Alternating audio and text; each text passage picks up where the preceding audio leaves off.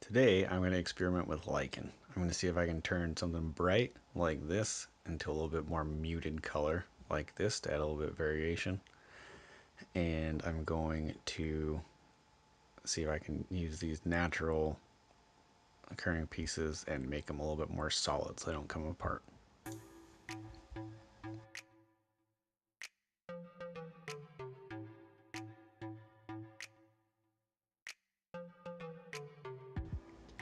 Alright, so I have this big batch of lichen that's directly from the woods. It's not from a craft store or anything. I know you can buy it from a craft store and it usually comes in a bag with a few different color variations and some texture variations. This is all directly from the woods, so it's all the same. And I wanted to see if I could make myself some variation in color to sort of mix up this bright green. I also wanted to see if I could make the lichen a little bit more solid, because I know people use it in battle reports and just scatter it around the tabletop like a little freestanding bushes. I think that looks great. I want to try that myself. I just want to see if I can make the lichen a little bit more solid so it doesn't come apart, it doesn't create any mess. At the same time, I have these sticks and some other little pieces that the lichen had been growing on. I think they look great. I want to see if I can use them also. I just want to see what I can do to make them a little more solid so they don't, again, create a mess and don't come apart, and they'll last a little bit longer. And maybe I won't even have to base them. I can just put them on the tabletop as their own pieces.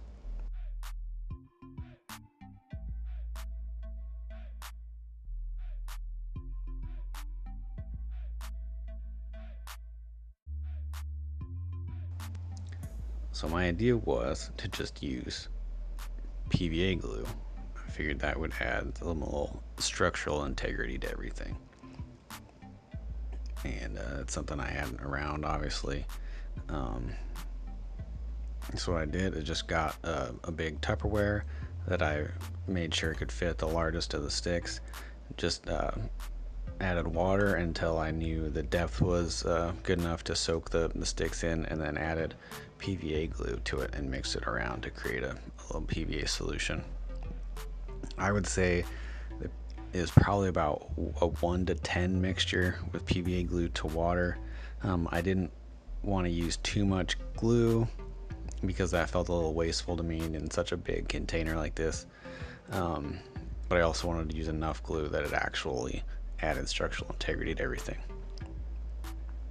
So I would say it's probably about a 1 to 10 mixture of water to glue, and that seemed to work perfectly fine for me once everything was dry.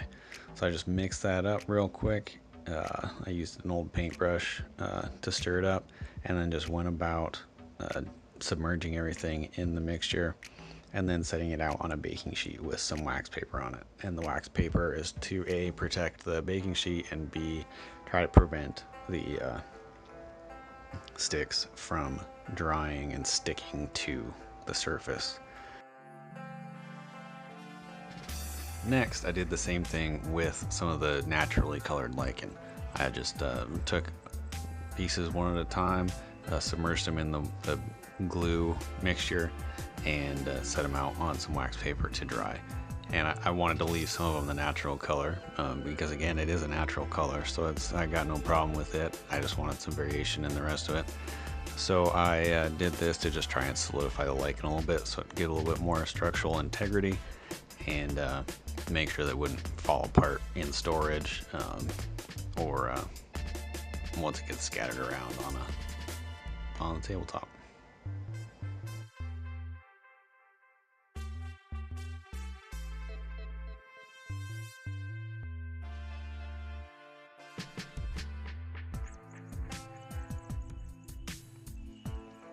Next, I started experimenting with trying to change the color of the lichen by adding paint into the water glue mixture to create sort of a wash or a dye, to add a little bit of variation to the lichen. And I just started from a lighter shade. I think this is probably a little bit of green and brown mixed together, and started working from the lighter shade up to what eventually gets pretty dark. That way I could just use the same Tupperware full of the solution and just move in one direction. I wouldn't have to mix up another batch and use any more materials than I felt it was worth. So I just go about dipping this in there, letting it soak for a second, and then setting it out on the wax paper to dry.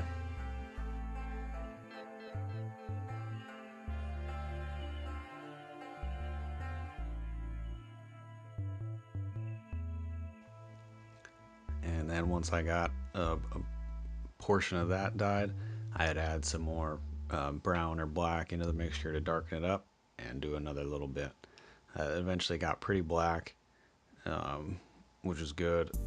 I moved up to an almost basically just a straight black wash by adding black paint to it, and it ended up getting pretty dark, and I think it looked pretty good at the end.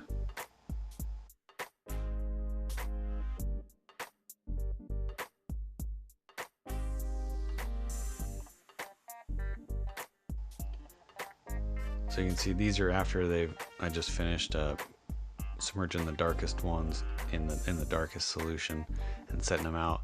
They don't look super dark as they are before they dry, but when they dry they do get a little bit darker, and it turned it into a deeper, darker colored green, which did add some variation to the color, which is what I was looking for. And here's a selection of everything after it dried.